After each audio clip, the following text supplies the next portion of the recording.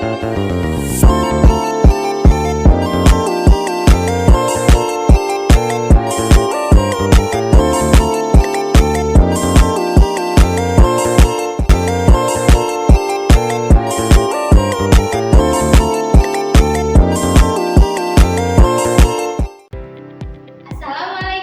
warahmatullahi wabarakatuh.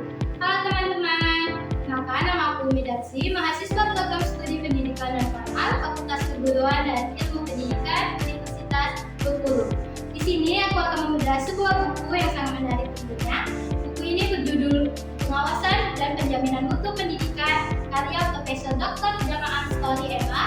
Buku ini diterbitkan pada tahun 2016 oleh Alfabeta di Bandung. Berisi 271 halaman serta 14 bab yang mengkaji tentang pengawasan dan penjaminan mutu pendidikan.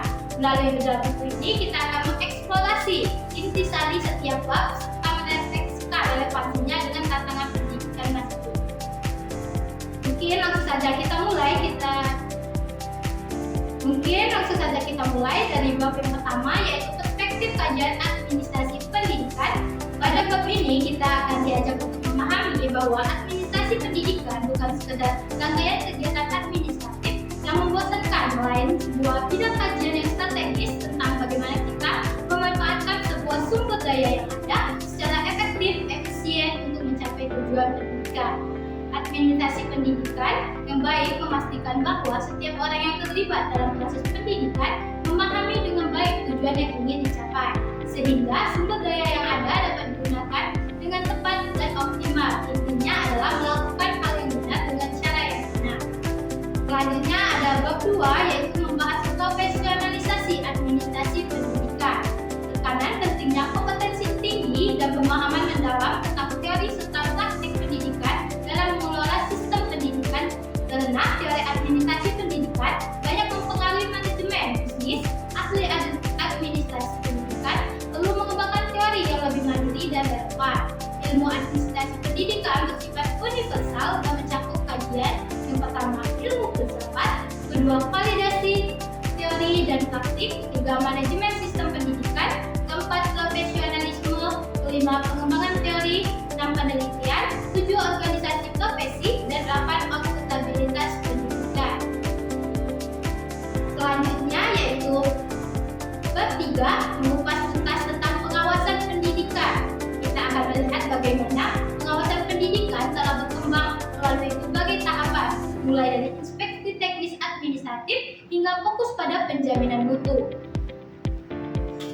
Pengawasan pendidikan modern bukan hanya tentang mencari-cari kesalahan, tetapi lebih kepada upaya untuk memastikan bahwa mutu pendidikan terus meningkat dan memenuhi standar yang telah ditetapkan. Pengawasan pendidikan juga harus mampu memberikan bimbingan dan dukungan kepada para guru dan tenaga kependidikan agar mereka dapat terus mengembangkan diri dan meningkatkan kualitas pembelajaran. Pada bab 4 membahas tentang supervisi akademik, di mana bab ini menekankan pentingnya penetapan guru profesional dan bagaimana pengawasan yang efektif dapat mendukung pertumbuhan profesional mereka. Supervisi akademik yang baik akan membantu guru untuk merefleksikan praktik pembelajaran mereka, mengidentifikasi bidang-bidang yang perlu ditingkatkan, dan mengembangkan strategi pembelajaran yang lebih efektif. Pengawasan yang efektif dapat menciptakan kondisi yang layak bagi pertumbuhan profesional guru melalui kepemimpinan partisipatif di mana guru-guru merasa dihargai dan diperlukan. Pada bab 5 membahas pengawasan pendidikan di sekolah. Bab ini menekankan bahwa pengawasan pendidikan di sekolah seharusnya menjadi bagian dari budaya profesional, bukan sekedar tugas administratif yang dilakukan secara rutin. Pengawasan pendidikan di sekolah harus fokus pada jaminan kualitas dan akuntabilitas, sehingga semua pihak yang terlibat dalam proses pendidikan merasa bertanggung jawab atau mendukung pendidikan yang dihasilkan. Dalam era desentralisasi, pengawasan tidak hanya dari sisi internal, tetapi juga dari eksternal, yaitu orang tua dan masyarakat. Bab 6 juga membahas tentang sekolah efektif. Pada bab ini kita membahas dimensi dan indikator sekolah efektif yang berpusat pada penyediaan layanan pembelajaran yang berkualitas. Sekolah yang efektif ini adalah sekolah yang mampu menciptakan lingkungan belajar yang kondusif, menyediakan sumber daya yang memadai, memiliki guru-guru yang kompeten,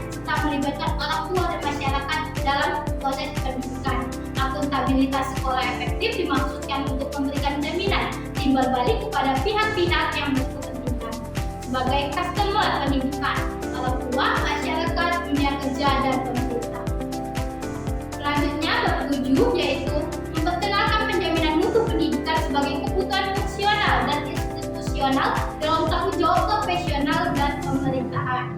Penjaminan mutu pendidikan bukan sekedar program atau kegiatan yang dilakukan secara sporadis, tetapi harus menjadi bagian integral dari sistem pendidikan secara keseluruhan. Penjaminan mutu pendidikan harus melibatkan semua pihak yang berkepentingan, mulai dari pemerintah, sekolah, guru, siswa, orang tua, hingga masyarakat sekitar.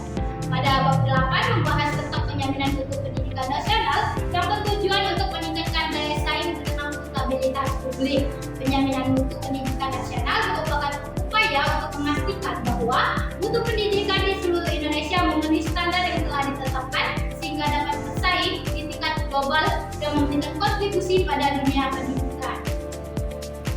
Bab 9 mengupas tentang evaluasi diri sekolah atau ADS sebagai sistem penjaminan mutu internal yang berkelanjutan.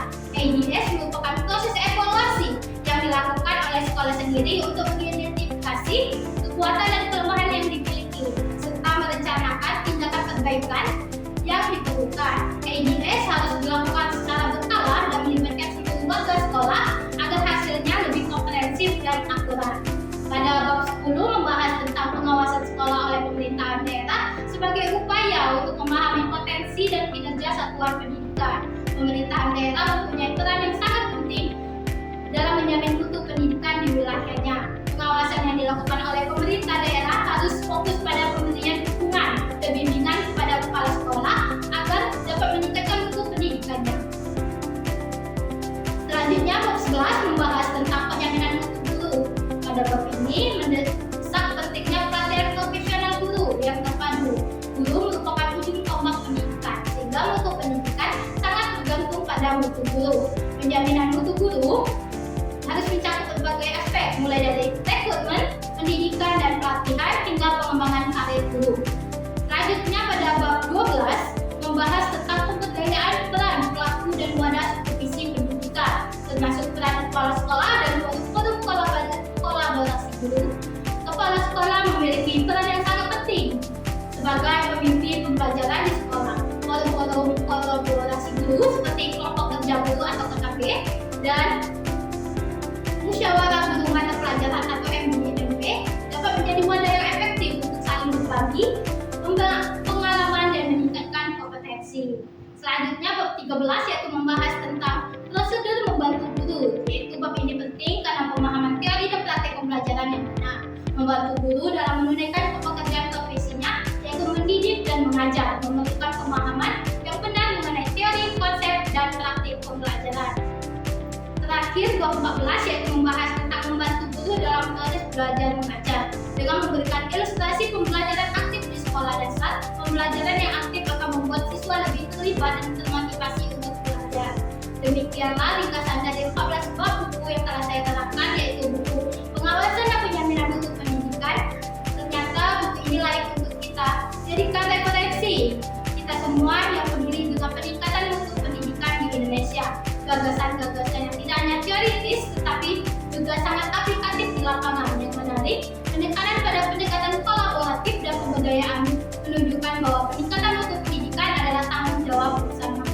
Sebelum mengakhiri, saya ingin mengajak kita semua untuk mereplikasikan bagaimana implementasi konsep-konsep ini di lingkungan pendidikan kita masing-masing. Adakah best practice yang bisa kita bagikan? Terima kasih atas perhatiannya. Semoga bedah buku yang saya lakukan dapat bermanfaat bagi kita semua. Sampai jumpa di bedah buku selanjutnya. Bye bye. Wassalamualaikum warahmatullahi wabarakatuh.